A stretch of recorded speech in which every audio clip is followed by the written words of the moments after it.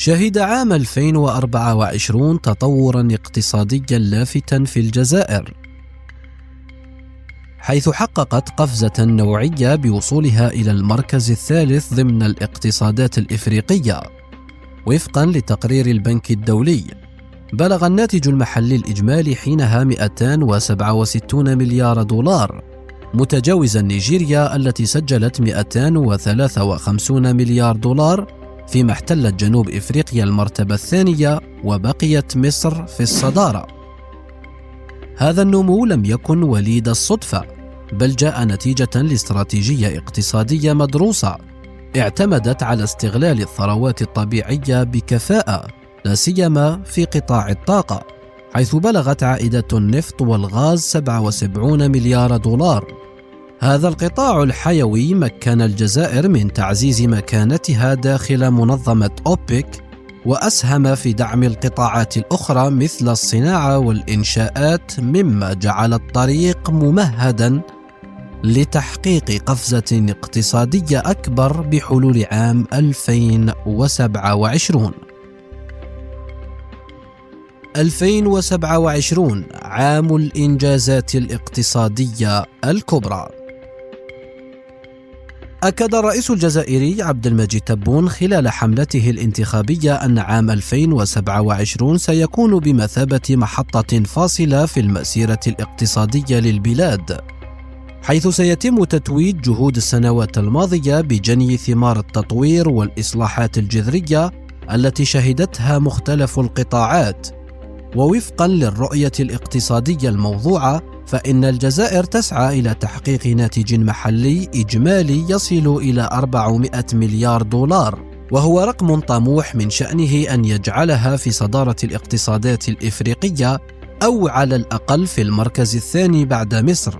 وفي سبيل تحقيق هذا الهدف، تخطط الحكومة الجزائرية لاستثمار 50 مليار دولار في قطاع النفط والغاز بحلول عام 2027، مع التركيز على رفع الإنتاجية واستكشاف موارد جديدة، مما سيسهم في تعزيز الإيرادات الوطنية ودعم التنمية المستدامة.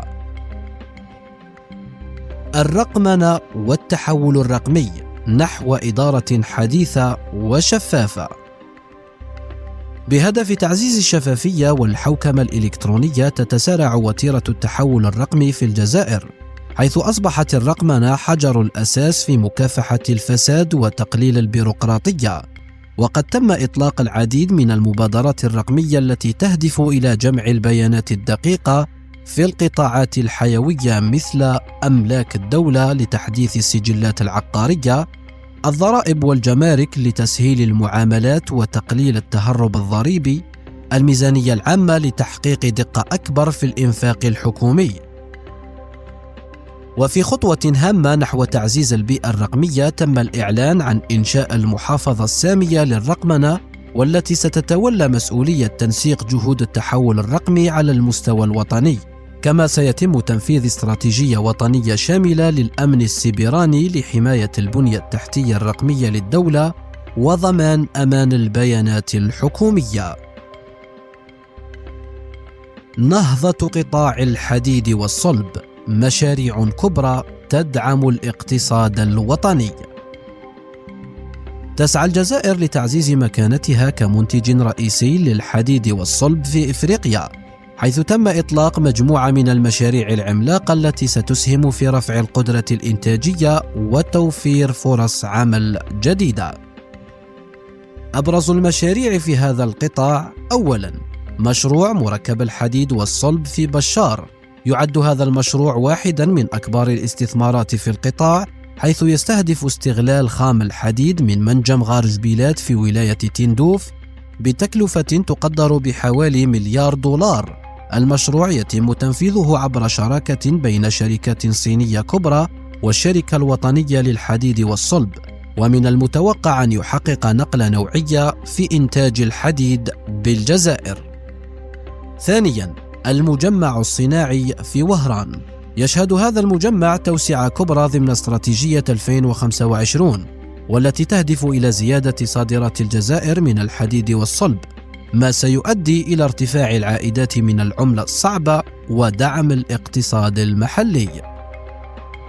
مشروع منجم الزنك والرصاص في بجاية استثمار ضخم بآفاق عالمية.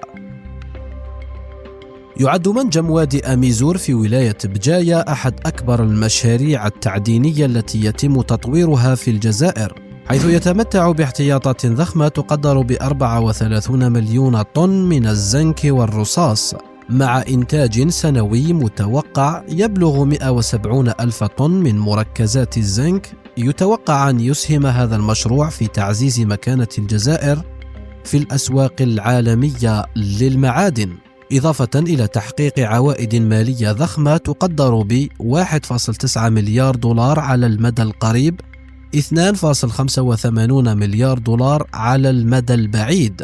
هذه الخطوة تأتي ضمن جهود الدولة لتنويع الاقتصاد الوطني والتقليل من الاعتماد على عائدات النفط والغاز عبر تطوير قطاع التعدين والصناعات التحويلية. الجزائر 2027 رؤية طموحة ومستقبل مشرق. تمضي الجزائر بثبات نحو تحقيق نهضة اقتصادية شاملة بحلول عام 2027 عبر التركيز على الاستثمار في القطاعات الإنتاجية وزيادة الصادرات وتعزيز القدرات الصناعية والتكنولوجية. إن النجاح الذي حققته الجزائر حتى الآن يشير إلى أنها تسير في الاتجاه الصحيح، حيث لم تعتمد على الديون الخارجية بل راهنت على مواردها الذاتية وقدراتها الإنتاجية، ما جعلها نموذجاً يحتذى به في تحقيق التنمية المستدامة. عام 2027 سيكون عاماً مفصلياً، حيث ستدخل الجزائر مرحلة جديدة من القوة الاقتصادية لتؤكد للعالم أنها بلد المفاجآت والإنجازات العظيمة.